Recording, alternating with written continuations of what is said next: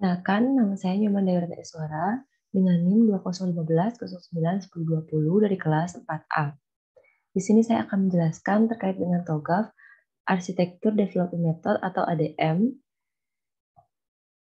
Selanjutnya, ada 4 pokok pembahasan yang akan saya jelaskan. Yang pertama, penjelasan TOGAF ADM. Yang kedua, siklus metode pengembangan arsitektur. Yang ketiga, proses iterasi. Dan yang keempat, teknik dan pedoman metode pengembangan arsitektur. TOGAF ADM atau The Open Group Architecture Framework adalah sebuah framework yang dikembangkan oleh The Open Group Architecture Framework yang digunakan untuk mengembangkan enterprise arsitektur, di mana terdapat metode dan tools yang detail untuk mengimplementasikannya. Sedangkan ADM itu merupakan bagian utama dari TOGAF yang memberikan gambaran rinci bagaimana menentukan sebuah enterprise arsitektur secara spesifik berdasarkan kebutuhan bisnisnya. Dalam metode ADM ini terdapat 8 fase dari fase A hingga fase F. Dan terdapat 2 fase khusus yaitu preliminary phase dan requirement management. Di dalam TOGAF terdapat 4 dominan arsitektur yang secara umum diterima sebagai bagian dari arsitektur enterprise, yaitu yang pertama arsitektur bisnis, selanjutnya arsitektur data, arsitektur aplikasi, dan arsitektur teknologi. Di dalam arsitektur bisnis menjelaskan tentang bagaimana mendeskripsikan tentang bagaimana proses bisnis untuk mencapai tujuan organisasi. Kemudian selanjutnya dalam arsitektur data menjelaskan tentang penggambaran bagaimana penyimpanan, pengelolaan, dan pengaksesan data pada perusahaan. Kemudian yang ketiga ada arsitektur aplikasi. Itu merupakan pendeskripsian bagaimana aplikasi tertentu didesain dan bagaimana interaksinya dengan aplikasi lainnya. Dan yang terakhir ada arsitektur teknologi, di mana mengenai gambaran infrastruktur hardware dan software yang mendukung aplikasi dan bagaimana interaksinya. Untuk selanjutnya, siklus metode pengembangan arsitektur. Yang pertama ada fase preliminary. Dalam fase ini mencakup aktivitas persiapan untuk menyusun kapabilitas arsitektur, termasuk kustomisasi TOGAF dan mendefinisikan prinsip-prinsip arsitektur. Fase ini memiliki tujuan, yang pertama meninjau konteks organisasi untuk melakukan arsitektur enterprise, yang kedua mengidentifikasi ruang lingkup, organisasi, kerangka kerja, metode, dan proses yang bersinggungan dengan kemampuan arsitektur, yang ketiga menetapkan model organisasi dan proses dan sumber daya yang terperinci, yang keempat memilih dan mengimplementasikan alat-alat yang mendukung kemampuan arsitektur, dan yang kelima menentukan prinsip arsitektur. Fase yang kedua yaitu requirement management. Di sini bertujuan untuk menyediakan proses pengelolaan kebutuhan arsitektur sepanjang fase pada siklus ADM, mengidentifikasi kebutuhan enterprise dan menyimpan, lalu memberikannya kepada fase yang relevan. Requirement management juga mengelola persyaratan arsitektur yang diidentifikasi selama eksekusi siklus atau fase ADM, dan memastikan bahwa persyaratan arsitektur yang relevan tersedia untuk digunakan oleh setiap fase saat fase dijalankan.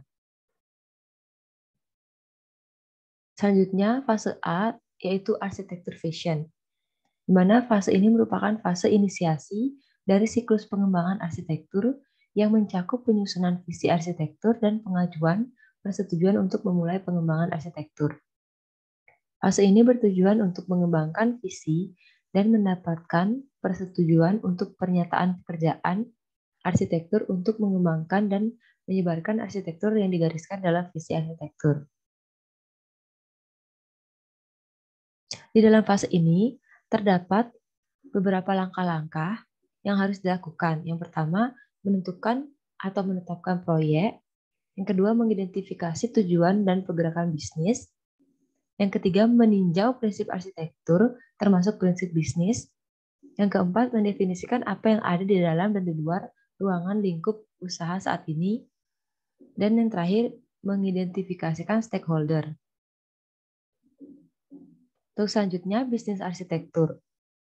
Fase ini mencakup pengembangan arsitektur bisnis untuk mendukung visi arsitektur yang telah disepakati. Pada tahap ini, tools dan metode umum untuk pemodelan seperti integration definition dan unified modeling language bisa digunakan untuk membangun model yang diperlukan. Di dalam bisnis arsitektur, beberapa langkah yang dilakukan adalah yang pertama mengembangkan deskripsi arsitektur bisnis saat ini untuk mendukung arsitektur bisnis target.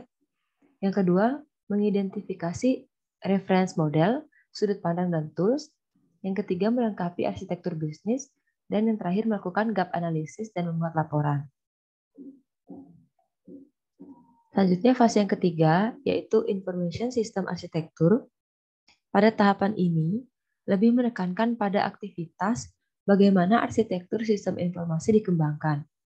Pendefinisian arsitektur sistem informasi dalam tahapan ini meliputi arsitektur data dan arsitektur aplikasi yang nantinya akan digunakan oleh organisasi. Arsitektur data lebih memfokuskan pada bagaimana data digunakan untuk kebutuhan fungsi bisnis, proses, dan layanan. Teknik yang bisa digunakan yaitu IRD atau IR diagram, kelas diagram, dan objek diagram.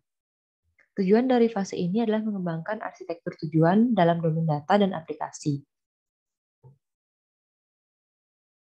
Adapun langkah-langkah yang diperlukan pada arsitektur data yaitu yang pertama mengembangkan deskripsi arsitektur data dasar, yang kedua mereview dan memvalidasi prinsip, reference model, sudut pandang, dan tools, yang ketiga membuat model arsitektur, yang keempat memilih arsitektur data building block, dan melakukan gap analisis arsitektur data saat ini dengan arsitektur data target dan membuat laporan. Kemudian langkah-langkah yang diperlukan untuk membuat arsitektur aplikasi yaitu mengembangkan deskripsi arsitektur aplikasi dasar, mereview dan validasi prinsip, membuat model arsitektur, melengkapi arsitektur aplikasi dan melakukan gap analisis dan membuat laporan. Selanjutnya, fase yang keempat yaitu teknologi arsitektur. Bertujuan untuk pengembangan arsitektur teknologi target yang akan menjadi basis implementasi selanjutnya. Fase ini membangun arsitektur teknologi yang diinginkan. Dimulai dari penentuan jenis kandidat teknologi yang diperlukan dengan menggunakan teknologi portfolio katalog yang meliputi perangkat lunak dan perangkat keras. Dalam tahapan ini juga mempertimbangkan alternatif-alternatif yang diperlukan dalam pemilihan teknologi. Di dalam fase ini, beberapa langkah yang diperlukan, yaitu membuat deskripsi dasar dalam format TOGAF, membuat model arsitektur dari building block, mengkonfirmasi bahwa tujuan bisnis tercapai, melengkapi definisi arsitektur, melakukan gap analisis antara arsitektur teknologi saat ini dengan arsitektur teknologi target. Kemudian fase selanjutnya yaitu opportunities and solution, di mana pada tahap ini akan dievaluasi model yang telah dibangun untuk arsitektur saat ini dan tujuan. Identifikasi proyek utama yang akan dilaksanakan untuk mengimplementasi arsitektur tujuan dan klasifikasikan sebagai pengembangan baru atau penggunaan kembali sistem yang sudah ada. Secara umum, fase ini merupakan fase untuk mengevaluasi dan memilih cara pengimplementasian, mengidentifikasi parameter strategis untuk perubahan, perhitungan cost dan benefit dari proyek, serta menghasilkan rencana implementasi secara keseluruhan. Kemudian, yang ke F adalah migration planning. Di dalam fase ini bertujuan untuk mengurutkan implementasi proyek berdasarkan prioritas dan daftar tersebut akan menjadi basis bagi rencana detail implementasi dan migrasi. Pada fase ini juga beberapa tujuannya yaitu menyelesaikan roadmap arsitektur, rencana implementasi dan migrasi pendukung, memastikan bahwa implementasi dan rencana migrasi dikoordinasikan dengan pendekatan perusahaan untuk mengelola dan menerapkan perubahan dalam portfolio perubahan perusahaan secara keseluruhan, dan memastikan bahwa nilai bisnis dan biaya paket pekerjaan dan arsitektur transisi dipahami oleh pemangku kepentingan utama. Di dalam fase ini, bertujuan untuk menguruskan implementasi proyek berdasarkan prioritas. Untuk selanjutnya, fase G yaitu Implementation Governance. Merupakan tahapan memformulasikan rekomendasi untuk setiap implementasi proyek, membuat kontrak arsitektur yang akan menjadi acuan implementasi proyek, serta menjaga kesesuaiannya dengan arsitektur yang telah ditentukan.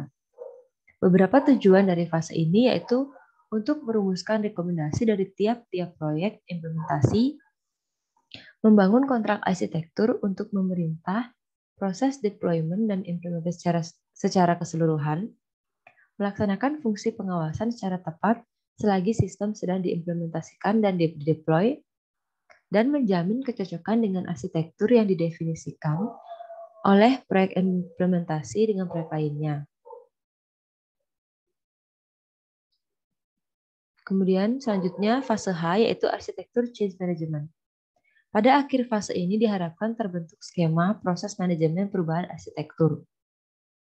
Pada fase ini juga akan diuraikan penggerak perubahan dan bagaimana memanajemen perubahan tersebut, dari pemeliharaan sederhana sampai perancangan kembali arsitektur. Proses ini akan secara khusus menyediakan monitoring berkelanjutan dari hal-hal seperti pengembangan teknologi baru dan perubahan dalam lingkungan bisnis.